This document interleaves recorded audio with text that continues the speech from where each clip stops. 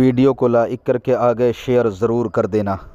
अगर इस अंदाज से आप किसी की इस्लाह करेंगे तो मान जाएंगे।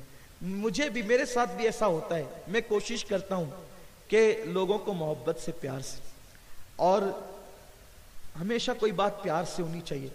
एक मर्तबा मैं जा रहा था, मेरे साथ मेरे भाई जमील रजवी साहब थे। हम दोनों बाइक पर जा रहे थे। अक्सर आमतौर पे कहीं आना जाना होता है, तो मैंने देखा जुमा का दिन है, दाढ़ी भी है लोगों को, टोपी लगा करके वो कौड़ी खेल रहे हैं। इलाका नहीं बताऊंगा। वो कौड़ी खेल रहे थे, वो कौड़ी खेल रहे थे। तो मैंने सोचा, या अल्लाह, ये कौड़ी खेल रहे हैं, अब क्या करूं, कैसे मना करूं। अब मना करना भी जरूरी है और टाइम भी है, उजलत भी नहीं है कि चलो बहुत अर्जेंट जाना है। अगर इनको कौड़ी खेलते हुए यूं ही छोड़ दूंगा तो कहीं मेरे सर पे गुनाह ना आए। तो मैंने उनको कहा बाइक रोको। उन्होंने रोक दिया। मैं उतर करके गया और जाकर मैं पलटी मार के जमीन पे बैठ गया। ऐसे ही, इसलिए कि आपने तो, हम खाक हैं, खाक ही मावा है हमारा। कहीं भी उठते हैं, कहीं भी बैठते हैं, कहीं भी चलते हैं। उसकी वजह यह है कि ये जो कौम है ना, वो मेरे नबी की उम्मत है और हुजूर ने आपसे मोहब्बत की, तो इसलिए आपसे मोहब्बत करना हम अपने ऊपर फर्ज समझते हैं और जितनी कोशिश हो सकती है मना करने की कोशिश करते हैं। कोई खिताबत के जौहर दिखाना मकसद नहीं होता। और ये जो चिल्लाता हूं ना, ये जो चिल्लाना मेरा शौक नहीं है। जब भी किसी पे मुसीबत आती है तो वो चिल्लाता ही है, उसकी चीख निकलती है। जब किसी पे मुसीबत आती है तो उसकी चीख निकलती है। चिल्लाना मेरा शौक नहीं है। जब मैं कौम के गुनाहों को देखता हूं तो मजबूरन मेरी चीखें निकलती है कि अल्लाह करे किसी के कान तक मेरी बात पहुंच जाए। मेरा कोई शौक नहीं है ये, और ना ही मैं तकरीर करने का शौकीन हूं। अल्हम्दुलिल्लाह ताला, फकीर की आदत है, बस इसलिए बोलता रहता हूं कि किसी के दिल में बात उतर जाए। एक बंदा भी संवर गया तो इंशाअल्लाह अज़्ज़ा वजल, अल्लाह ने चाहा, ये मेरे लिए भी निजात है और आपके लिए भी निजात है। मैं कोई फख्र से नहीं कह रहा हूं, शुक्र के तौर पे आपको बता रहा हूं कि ये तरीका होता है समझाने का। क्योंकि हुजूर अलैहिस्सलाम का ये फरमान आपने सुना ना कि बुराई को जिसने देखा मना नहीं किया वो हम में से नहीं।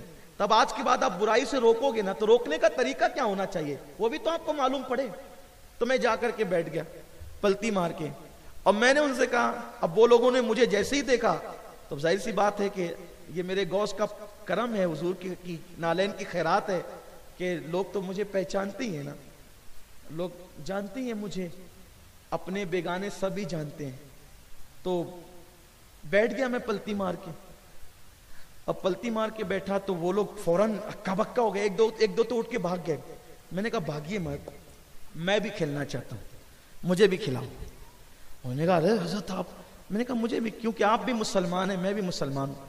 जब आप कौड़ी खेल सकते तो मैं नहीं खेल सकता। कहा नहीं आप नहीं खेल सकते। मैं कहा जब मैं नहीं खेल सकता तो आप भी नहीं खेल सकते, आइंदा आपको नहीं खेलना है, ठीक है? सच्ची तौबा करते हैं आप लोग?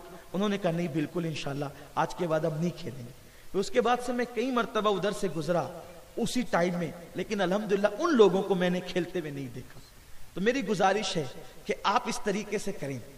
और अब बात निकल आई है इस्लाह की, तो मैं आपको एक तरीका और बताता हूं। बता दूं? थक तो नहीं गए ना? जल्दी से इस तरह की बात नहीं निकलती, लेकिन आपको बताता हूं। एक मर्तबा का वाकया है कि एक शख्स ने, इस तरह के बहुत से वाकयात है, अगर इसको बयान किया जाए तो रातें चाहे, लेकिन इतना नहीं बयान करूंगा, बस इसी पे बात खत्म करूंगा ताकि आपको शौक पैदा हो रोकने का। और आपको बताऊं, सुभान अल्लाह, बहुत प्यारी सी बात आपसे अर्ज करता हूं। किसी को गुनाह करते देखो ना तो रोको, अच्छे से रोको। क्यों? जब आप किसी को गुनाह करने से रोक देते हैं ना, तो उस वक्त तो हुजूर मुस्कुरा कर आपके लिए दुआ करते हैं। अरे कितना मजे का वक्त होता होगा जब हुजूर हमें मुस्कुरा के देख ले। आप कहेंगे वो कहां से लाए आप, ये कहां से लाए? ये यहां से लाए कि जब आप किसी गुनहगार बेटे को गुनाह से रोक देते हैं, उसकी मां कितनी खुश होती है, मेरे बेटे को सुधार दिया। अरे मां बेटे से जितना प्यार नहीं करती, उससे करोड़ों दर्जा ज्यादा मुस्तफा जाने रहमत प्यार करते हैं। तो जब आप हुजूर के किसी उम्मती को संवार देते हैं तो हुजूर आपके लिए मुस्कुरा मुस्कुरा करके दुआएं देते हैं। जब कोई आके मुझे कहते हैं ना, सैयद साहब आपकी तकरीर सुन के मैंने दाढ़ी रखी है, मेरी आंखें शर्म से झुक जाती है, कभी कभी आंख से आंसू निकलते, इसलिए या रसूल अल्लाह आप गवाह हो जाएं, हुजूर कबूल फरमा लें। मदीने मुनव्वरा जाता हूँ, वहां लोग कहते हैं सैयद साहब हम आपका बयान सुने और शौक पैदा हुआ, मदीना शरीफ आ गए। मैं हुजूर से कहता हूँ हुजूर आप इसकी सुन लें और कबूल कर लें और आप बस खुश हो जाएं, बस इतना चाहता हूँ हुजूर की आपकी रजा चाहता हूँ। तो एक मर्तबा का वाकया है, एक शख्स मेरे पास आए, मुमकिन है वो इस मजमे में मौजूद भी होंगे, वो मेरे पास आए और आने के बाद बैठ के रोने लगे। मैं कहा क्यों रो रहे हैं चचा, क्या बात है, आप बताएं क्यों रो रहे हैं। ऐसे बहुत लोग आते हैं, अल्लाह का फजल है, सुन्नी दावत इस्लामी को अल्लाह ने ये इस बात पे नवाजा है कि लोग अपने मसाइल लेकर आते हैं, लेकिन मेरे गौस का करम है कि फिर मुस्कुराते हुए भी जाते हैं और अपने पास ना कोई जादू की छड़ी है, ना कोई तावीज़ है, कुछ भी नहीं है, अपने पास कुछ नहीं है, जो कुछ है हुजूर की नालैन की खैरात है अल्हम्दुलिल्लाह। तो आए रोने लगे। मैं कहा चचा क्यों रो रहे? उन्होंने कहा सैयद साहब बात ऐसी है कि मेरा बेटा शादी करने के लिए नहीं कहता है, वो मना करता है।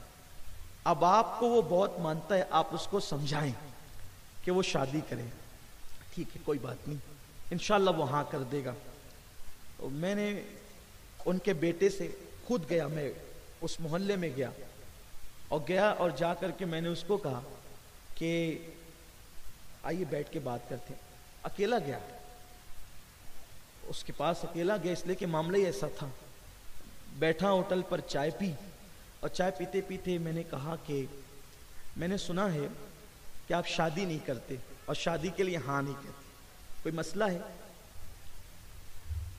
वो मेरी तरफ देखकर बहुत यानी कि जज्बाती हो गए और उन्होंने कहा कि अगर ये वाकया मेरे नाम के साथ, अगर मेरे नाम के साथ ये वाकया आप कहीं ना बताएंगे तो मैं आपको बताता हूं। मैंने कहा इंशाल्लाह मैं कभी आपका नाम इस मामले में ओपन नहीं करूंगा और अल्हम्दुलिल्लाह आज तक मैंने उस नाम को कभी ओपन नहीं किया और इंशाल्लाह कभी नहीं करूंगा।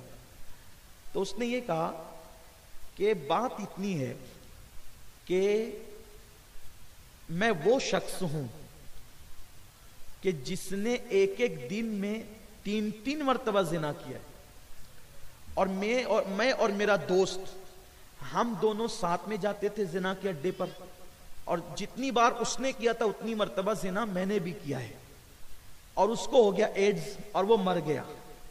तो चूंकि जितनी बार उसने किया था उतनी मरतबा मैंने भी किया था, जब उसको एड्स हुआ तो मुझे भी एड्स हो सकता है और वो तो मर गया, मैं सेहतमंद हूं लेकिन आगे हो सकता है क्योंकि इतनी बार कर चुका हूं। इसलिए मैं किसी की जिंदगी खराब नहीं करना चाहता हूं। मैं 1000 बार सलाम करता हूं उस शख्स को, वो गुनहगार तो था लेकिन उसका दिल कितना साफ था कि उसको एहसास था कि मेरी वजह से किसी की जिंदगी खराब ना हो।